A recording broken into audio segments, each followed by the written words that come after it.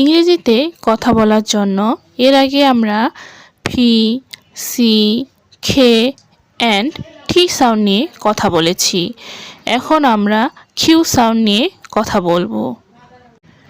Quick, not quick, it's quick. Queen, not queen, queen. Quality, not quality, it's quality. Quiz, not quiz, quiz. Quarter, not quarter, quarter. Quantity, not quantity, it's quantity.